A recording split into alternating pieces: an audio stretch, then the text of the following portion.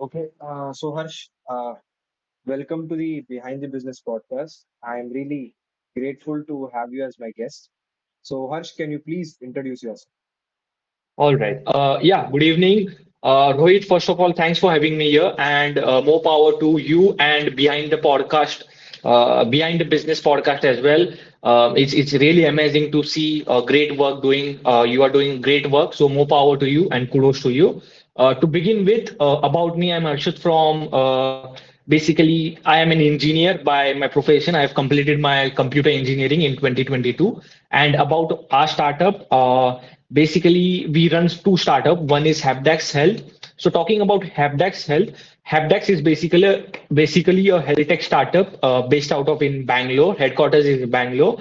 We provide software as a service SaaS solutions to doctors, healthcare providers, nurses, and so on, to manage their hospitals, clinics, OPDs, and so on. As of now, we are across India, different cities like top metro cities, including Pune, Bangalore, Bombay, Delhi, Noida, etc. And we have approximately 10,000 plus doctors onboarded on our platform. Apart from this stuff, we provide telemedicine, online appointments like via audio, video call, then e-prescription, also in clinic appointment bookings to our patients as well from the user standpoint. So this is basically Hapdex. It was kickstarted in 2021 with my co-founder. And secondly, Kepler Wealth. Kepler Wealth is basically a wealth management startup founded in 2023 with me and my independent co-founder as well. Basically, Hebdex Wealth, sorry, Kepler Wealth is all about managing assets and generating returns for our investors.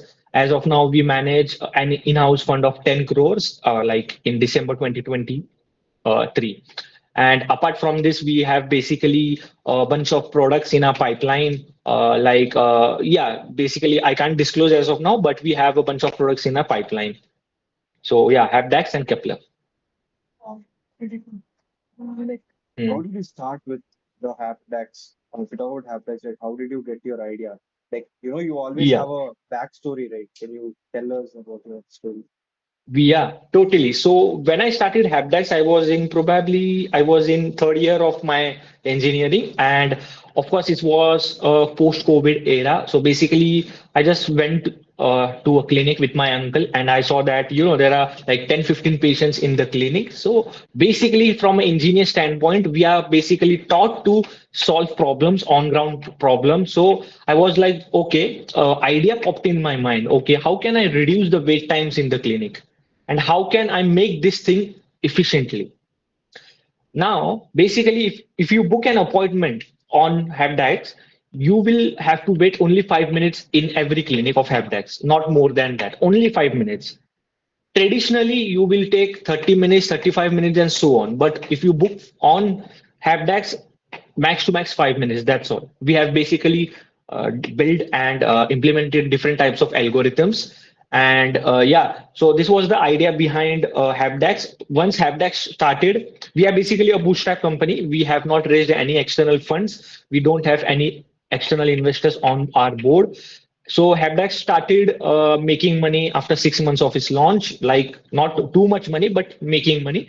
So I realized and I figured out, when you are in college, you are basically on a self-discovery process, key, what you are passionate about, what do you think you like, and what you are basically looking forward to spend your life into. So managing money was also a difficult task when we started making money in Habdac. So I basically figured out that okay, I can do stuff related to money as well. So it basically, I started then trading stock markets and so on. Like all the money from Habdax was pumping into the stock markets, like swing trading and all of that with my co-founder. So this was basically the self-discovery of Kepler Well, like after Habdax, Kepler Wealth. So this is basically, yeah. Oh. So, like, before launching, so Hapdex is basically like people can book appointments with through Hapdex, right, with doctors. Correct, correct. people can book appointments, and we make sure our patients, our users don't wait more than 5 minutes at our clinics. Okay, okay. Hmm. So, okay, okay. What are the, what do you say? What are the difficulties you faced as a founder while you started Habits? Because initially you, what do you say? You might not have a mentor, right? Did you have a mentor while starting Habits or something like that? Uh, yeah, so having a mentor is important, but I think the biggest mentor in this world is experience. Okay, so did you have prior Yeah. experience before this, like to a job or something? No, I don't think it's so. But I used to basically, work as a freelancer, doing sales job in first year, second year of my college. Then also kickstarted a small service-based company, sorry, service-based firm in Pune. We used to provide website development, app development, software development, outsourcing stuff, and so on. Ran for approximately 8 months, shut down, and then started HabDax. So I don't think it's so I had a prior experience, but I can say, I discovered myself in the process organically. And yeah. Okay. What Mm. is your daily schedule like? Like, is it Mm. too packed or like how do you, balance this company and your personal?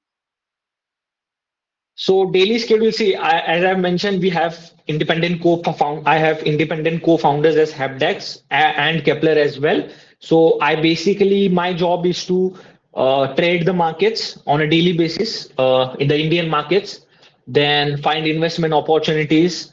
So my daily schedule is like from 9 to 3:30 Indian markets, then working out like 5 p.m., then 5 p.m. to 11 p.m., 10 p.m., meetings at Habdex, and what are the next things to scale up Habdex and so on. So this is the typical daily schedule of mine. Uh, is it Mm. too stressful to be honest, like being an or Um, Trading in the markets is too stressful. I don't think it's so. Habdax is stressful because my independent co-founder manages all the stress at Habdax, but trading in the markets are super stressful stuff.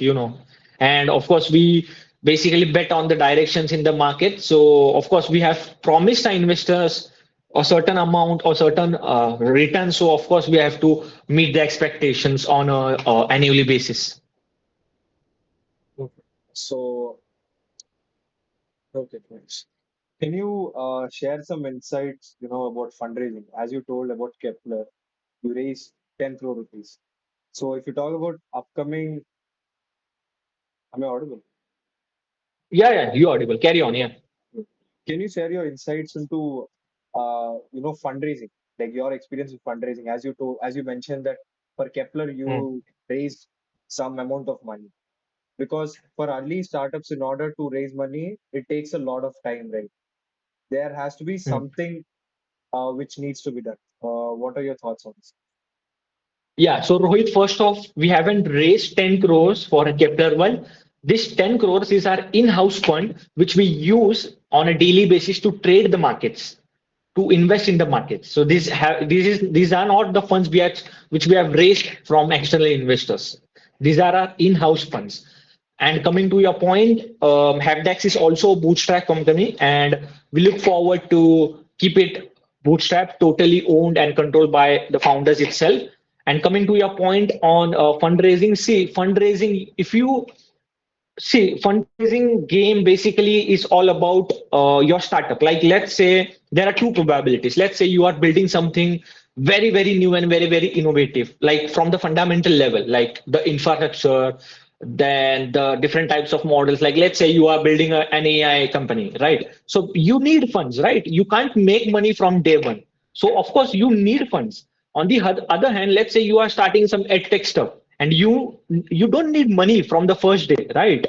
So I think if you are building something really, really new and innovative from a technological advancement standpoint, you will need money, you will need external investors, external funds, but you are uh, innovating in an incremental manner, like food tech, health tech, ed tech, and so on, then I don't think it's so.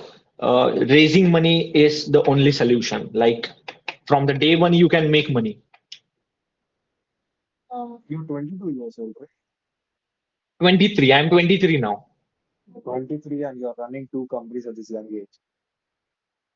Okay, Hmm. wow. Yeah. So where do you see Yeah, your, I yeah, think yeah, I'm go. quite grateful and blessed that I have found the right people, especially my co-founders, one from my college and one from my childhood, so that they help me and manage all that stuff. So I'm quite blessed and grateful for having them in my life and in my companies. Yeah. Yeah. Where do you see uh, your business in the next, 5 to 10 years? And Um. hmm, yeah, yeah, that's Yeah. Next 5 to 10 years, I think it's quite unpredictable, especially the Kepler Wealth stuff, because financial markets are so unpredictable. Like no one knows where the markets will be or where Nifty Bank Nifty will be in today, next week, next month, and so on. It's quite unpredictable. Of course, the fundamental, technical, and all that stuff is a different story, but I think I can talk from an investor standpoint. I think my co-founders will manage and figure out like where the companies will be in next 5 to 10 years, because my role is just as an investor and not an operator. So yeah. so so from your point of view, you say having good having a strong co-founder is really valuable from your point of Yeah, having a strong co-founder is really valuable, and understanding your role in the company and making sure you write it down on a paper, your role, your co-founder's role, your early employees' role, and so on is super important. view. So what leadership you must have heard that 99 or Mm, 90 this most of the startups fail, not only in India, I'm mm, talking about the world. What mm. what are the reasons you think the startups fail? Is it the founder's mistake, or is it about the team, or is it about hiring? What are your thoughts? First of all, figuring out the real pain point of the consumer, the real problem of the consumer, a specific consumer, is important. Figuring out the problem is very very important, because वो problem होना भी तो चाहिए ना user को. Uh-huh. If the problem does not exist, then how come you can build a product or a solution around that problem? So number one reason is problem. Like वो problem होना चाहिए, and make sure that problem is extremely painful for the consumer. Second, I can say companies are built by great people. So of course, people like your founders, your early investors, your early employees, your early customers as well. So I think second point is employees, like people. People are also super important. Like you know, there are a lot of reasons, like conflicts between the founders at the early stage of the company and so on. And third, I would say total addressable market. Like you can't succeed. The probability of your startup getting succeeding in a specific market is quite higher when the TAM of the market is quite larger. Like let's say my TAM of the company is, let's say, $1 billion a year in India, then the probability is higher. Though there are a lot of big players, but the probability always is on a higher side. So I think number one is the problem, second is people, and third is TAM, total addressable market. So while starting AppDex or Kepler, you know, when you launch the final product, before that, you're supposed to create a prototype and get feedback from people, right? What was your MVP? And what tool did you use to make your Yeah. So it's quite funny. Like we haven't built any MVP yet, and the reason for this is my co-founder Deepak, which I mentioned was is my engineering friend. His philosophy was we don't need an MVP, we just need a great product. So we haven't built any MVP yet. We directly built a great product and launch into the markets. That's all. But I think, when you are quite early, like 18, 19, 20, first year, second year, third year of college, then I think if you have a startup idea and if you want to test and experiment on ground, then it's better you build an MVP. Make sure you build an MVP, get out in the market to your potential customers, get feedback loop and understand the customers and keep improving. And if it fails, it fails. You can't help it, right? If it succeeds, it succeeds. So I think building MVP, when you build your MVP, when you are in the phase of building the MVP, I think the two things to focus on is the MVP itself, the product, as I mentioned, and the second is the customer. That's it.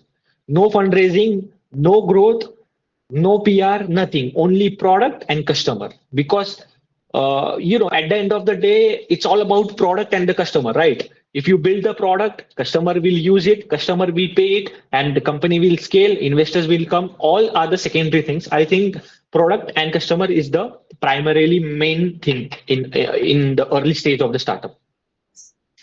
Okay. Uh, in Hapidex, how many employees you have as of now? Like including you, how many people are working? So Habdex is 50% in-house, like we have an office, and 50% remote. As of now, we have 10 people in Habdex, including me, and including the engineering team as well, which of course builds the product and all of that. So while hiring, what are some of the qualities which you look into while hiring people? Yeah, so we in the initial stage we didn't look at the series, but the side projects or the projects which were built by the designers, engineers, and so on. So I think one thing is look at the passion, like how passionate the candidate is for that specific job role. Let's say if the candidate is the designer, then make sure he is passionate for that. If he is a front end developer, make sure he's passionate for that and make sure to have some sort of projects done by those candidates. Second is, I think, learning, like, of course, all of these things are basically is a process, is basically evolution, right? We have to learn, we have to experiment, we have to keep changing, keep adapting, and so on. So I think second one is the ability to learn. And third thing I can say, integrity and collaboration approach. Like, I see most of the time in a company itself, like salespeople are doing some random job and, engineers are doing some sales job and so on. Like, they are basically suggesting, okay, aisa karna, vaisa karna, let's say, let's experiment this and so on. So I think, collaborative approach and integrity is also important, especially in the first 1 year. Sorry, 6 months to 1 year phase. Yeah, Okay, so you say teamwork is really important, right? exactly. Teamwork is important and teamwork with communication. Like communication is important. Like, okay, I want this feature in my app.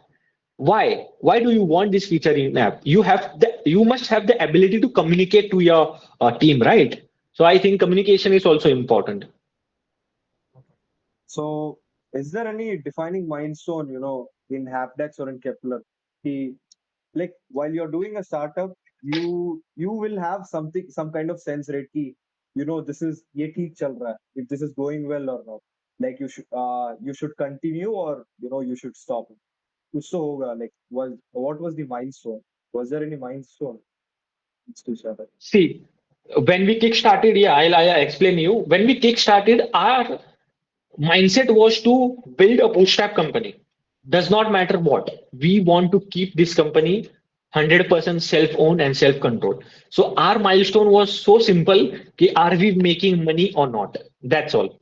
Our milestone was, are we making money? Are we making money more than what we are spending so that we be profitable? Simple. Our milestone was this, are we making money or not? Okay. Looking back, is there anything you wish you had done something different when you started HapDocs? Like Kepler was the second one, right? After HapDocs. Yeah, correct. So Kepler. while you started Kepler, it means that you already had experience with HapDex, right? So was there Correct. anything, what do you say, you wish you had done something differently for HapDex, which you did for Kepler?